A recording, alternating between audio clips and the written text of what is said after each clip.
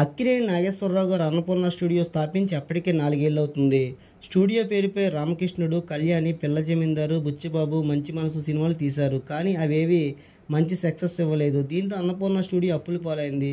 సరిగ్గా అప్పుడే అక్కినేని వీరాభిమాని అన్నపూర్ణ స్టూడియోలో బుచ్చిబాబు, కళ్యాణి సినిమాలు తీసిన దాసరి నారాయణరావు గారు తన అభిమాన నటుడు నాగేశ్వరరావు గారితో కాశ్మీర్లో శ్రీవారి ముచ్చట్లు సినిమా తీస్తున్నారు. దేవదాసు మళ్ళీ పుట్టాడు సినిమా మొదలుపెట్టి అక్కినేనితో ఆ సినిమాతో 5వ సినిమా. ఒకరోజు షూటింగ్ ముగించుకుని పడవలో వస్తుండగా దాసరి మధ్యలో ఏవో ఆలోచనలన్నీ ఒక కొలిక్కి వచ్చి దాసరి మధ్యలో ప్రేమాభిషేకం రూపుదిద్దుకుంది. అమ్మాయి ప్రేమ కోసం పరితపించే హీరో కష్టపడి అమ్మాయి ప్రేమను గెలుస్తాడు. తీరా అమ్మాయి ఓకే అన్నాక ఊహించని పరిస్థితుల్లో హీరోకి తాను ఎక్కువ కాలం బతకనని తెలిసి హీరోయిన్ సుఖంగా ఉండాలని, తన సౌభాగ్యంతో ఉండాలని, హీరోయిన్ క్షేమంగా ఉండాలని హీరోయిన్ దూరంగా పెట్టి ప్రేమను త్యాగం చేసే కథాంశం చెప్పగానే ఎన్టీఆర్ గారు ఓకే చెప్పేశారు. ఈ సినిమాని అన్నపూర్ణ బ్యానర్లోనే తీద్దామని అక్కినేని గారు చెప్పారు దాసరి నారాయణరావు గారికి. ప్రేమాభిషేకం అక్కినేని సొంత చిత్రంగా కుమారుడు అక్కినేని వెంకట్, అక్కినేని నాగార్జున నిర్మాతలుగా 35 లక్షల బడ్జెట్తో ప్రేమాభిషేకం పట్టాలెక్కింది. నాగేశ్వరరావు గారి పుట్టినరోజైన 1980 సెప్టెంబర్ 24న ప్రేమాభిషేకం షూటింగ్ మొదలైంది.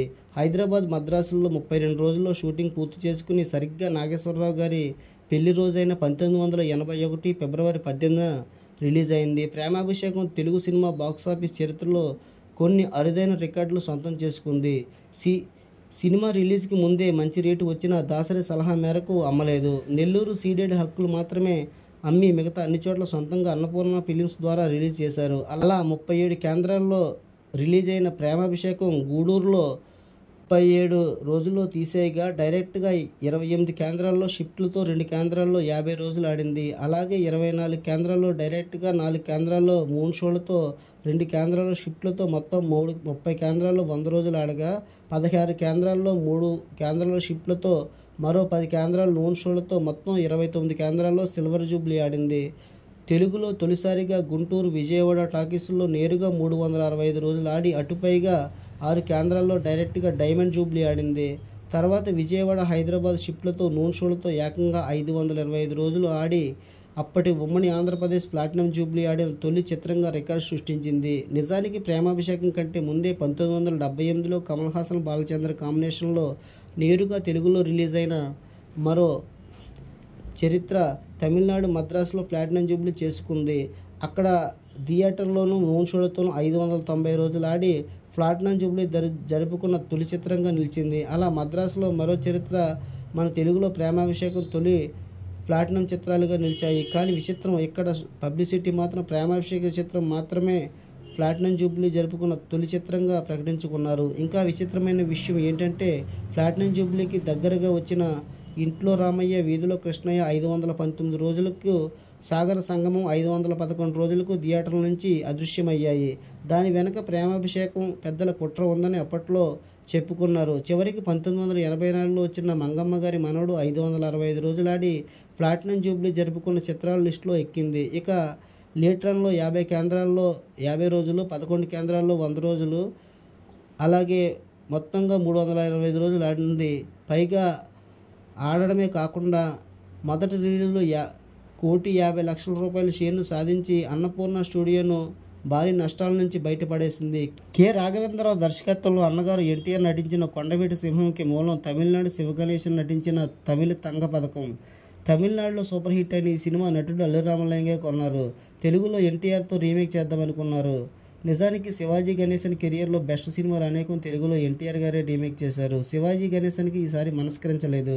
ఆ చిత్రాన్ని శివాజీ గణేశన్ గారి సమర్పణలో అల్లు రామలింగయ్యతో కలిసి బంగారు పథకం పేరుతో తెలుగులో డబ్ చేయించారు. డబ్బింగ్ మూవీ కూడా ఇక్కడ సూపర్ హిట్ అయింది. మరో 7 ఏళ్లకు కొండవీటి సింహంకు పునాది అయింది. వేటగాడు సినిమా హిట్ తర్వాత ఎన్టీఆర్తో రోజా మూవీ అధినేత ఎం. అర్జున్ రాజు రైట్ సమస్య లేకుండా అదే కథను వేరే పద్ధతిలో మార్చి రచయిత సత్యానంద్, దర్శకుడు రాఘవేంద్రరావుని కథ తీర్చిదిద్దారు. అలా 43 లక్షల రూపాయల బడ్జెట్తో కొండవీటి సింహం పట్టాలెక్కింది.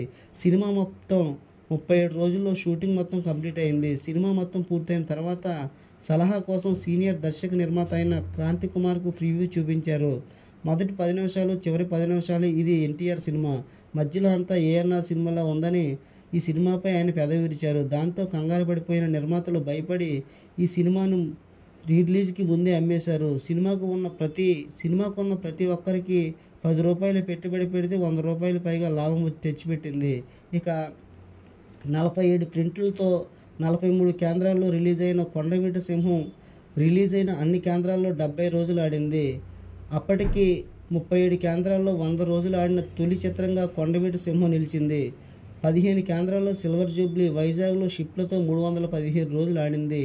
ఫస్ట్ రిలీజ్కు 4 నెలల తర్వాత రిలీజ్ అయిన అనకాపల్లిలో నేరుగా 175 రోజులు ఆడి లేట్ రన్లోనూ ఇప్పటికీ స్టేట్ రికార్డుగా ఉంది. అంతేకాదు తెలుగు సినీ చరిత్రలో తొలి 4 ఆటలతో 100 రోజులు ఆడిన తొలి సినిమాగా కొండవీటి సింహం 51 రోజులకు 1,20,00,000 గ్రాసులు సాధించి రికార్డు సృష్టించింది. ప్రేమాభిషేకం 200 రోజుల్లో 1,80,00,000 గ్రాస్ సాధిస్తే కొండవీటి సింహం కేవలం 100 రోజులకే ₹2 కోట్ల గ్రాస్ సాధించింది. అలాగే